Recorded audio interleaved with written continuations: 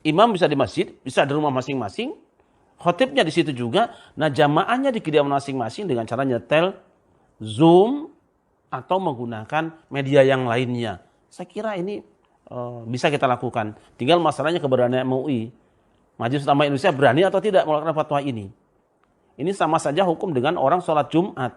Sholat Jumat di luar masjid dalam kondisi seperti ini, tentu ini tidak menjadi hukum yang tetap, tetapi hukum dalam kondisi darurat seperti ini.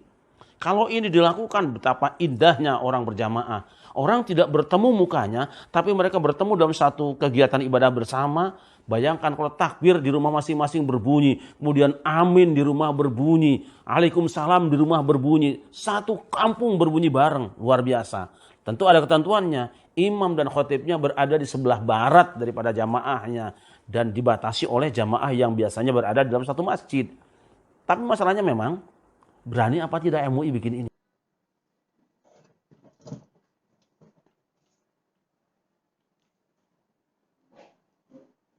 Assalamualaikum warahmatullahi wabarakatuh.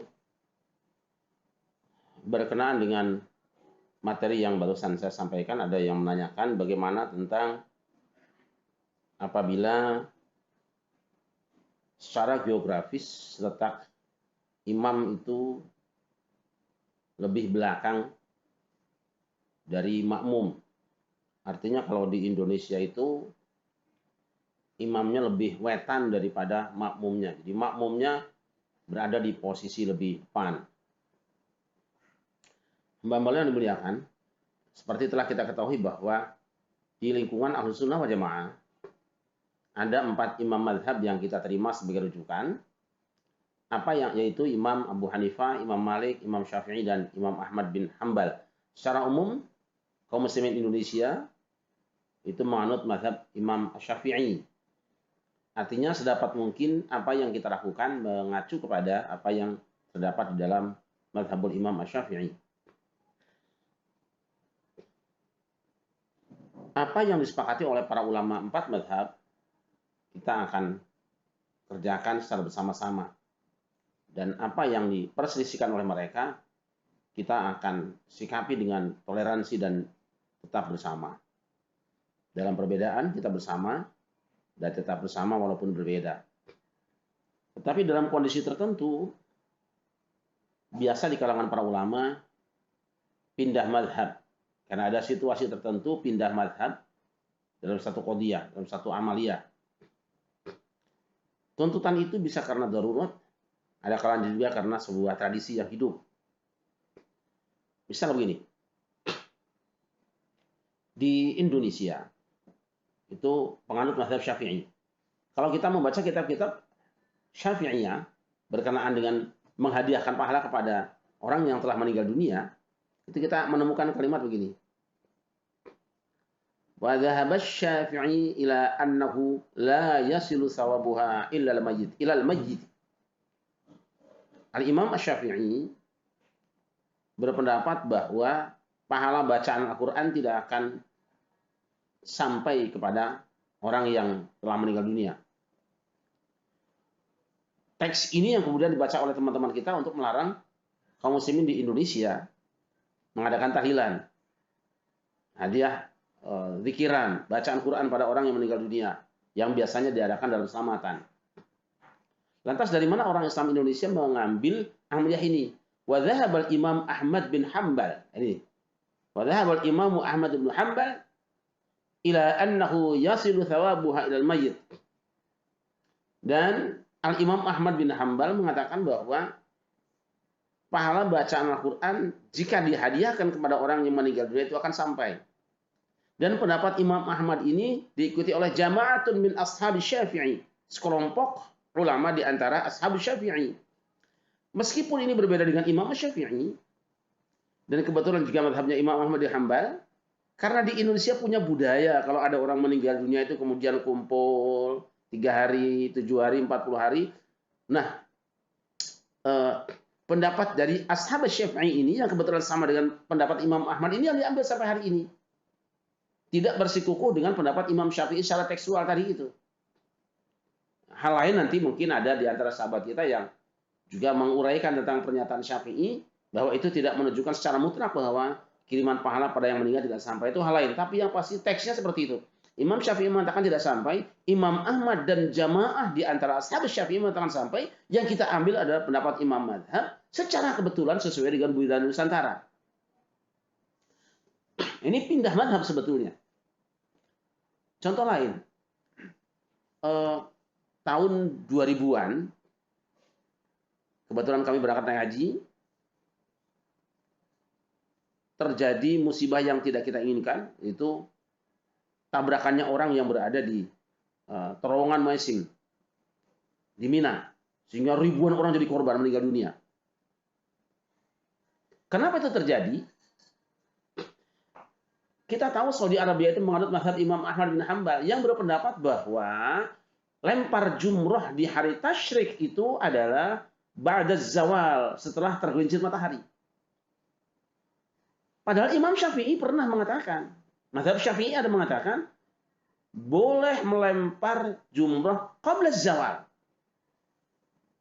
Ketika sudah telah terjadi tabrakan antara jamaah dan memakan korban yang cukup banyak, baru muncul saat itu di sebuah khutbah di Masjidil Haram, perlu dipertimbangkan mempergunakan qaul dari Imam Syafi'i untuk boleh orang lempar jumrah sebelum zawal. Ini dia ini. Nah sekarang, itu kan sifatnya kita perubahan situasi yang tidak memungkinkan ya. Nah sekarang darurat.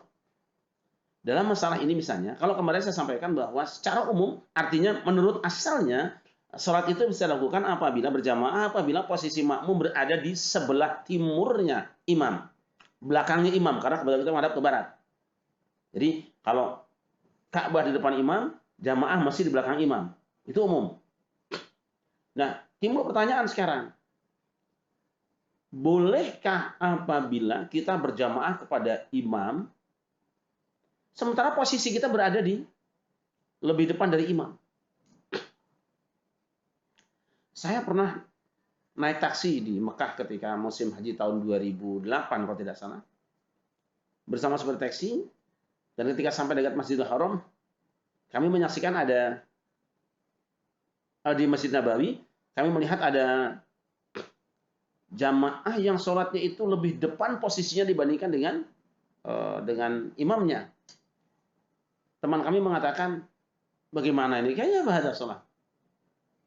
Kaifa hadza bi sholatih? Bagaimana ini orang ini dengan sholatnya itu? Tapi si supir itu pintar. Jawabannya sangat indah sekali. Kalau bahasa sekarang jawabannya sangat penohok. Allah Maha Pengasih lagi Maha Penyayang. Subhanallah. Betul-betul ini satu jawaban yang di luar perhitungan dan itu keluar dari seorang supir. Saya kira bukan supir sembarangan. Artinya tidak sembarangan supir gitu. Dibandingkan dengan orang-orang yang kelihatannya pintar tapi lebih sembarangan. Nah, ketika kita buka dalam kitab-kitab fikih misalnya, saya menemukan di dalam kitab Al-Mawsu'atul Fiqhiyah juz ke-6 pada halaman 211 dan juga di dalam Al-Fiqhul Islami wa Adillatuhu, ini karya Wahbah Zuhaili, pada juz kedua pada halaman 1211. Saya menemukan tulisan yang mungkin bisa dijadikan bahan pertimbangan kita semua. Tapi ingat sekali lagi, ini dalam kondisi darurat seperti sekarang ini, tidak untuk selamanya. Dikatakan begini, wala yajuzu ta'akhurul imami 'anil ma'mumi fil mawqif 'inda jumhuril fuqaha'i al-hanafiyyati wal syafi'iyyati wal hanabilah. Li hadithi innama ju'ilal imam liyutamma bihi. Wa ma'na al-i'timam al-ittiba' wal mutaqaddim ghairu tabi'. Wala yajuzu, dan tidak boleh panora menang. Apa ta'akhurul imami? Terbelakangnya imam dari makmum pada tempat berdiri menurut mayoritas fuqaha. Itu para ahli fikih Hanafiyah, Syafi'iyah dan Hanabilah. Ini tiga mazhab mengatakan bahwa tidak boleh imam berada posisinya secara geografis di belakang makmum.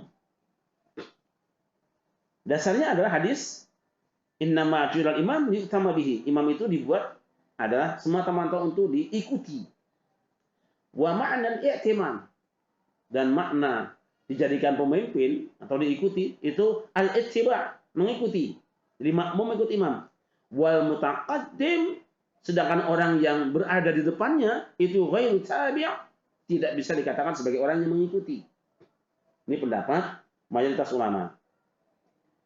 Wa ajazal malikiyatu ta'akhuruhu fil mawqifi idza amkana lil ma'mumin mutaba'atuhu fil arkani lakinnahum sarahu bi karahati taqaddum al muqtadi' 'ala al imami aw muhadathatuhu lahu illa li daruratin. Tetapi para ulama mazhab Maliki membolehkan posisi imam berada di belakang makmum jika memungkinkan bagi si makmum untuk mengikutinya dalam rukun-rukunnya. Meskipun begitu mereka mengatakan makruh siapa makmum itu lebih depan dari imam atau sejajar dengan dia kecuali karena darurat. Kalimat terakhir, illa li daruratin. Pandemi ini darurat yang sangat berat.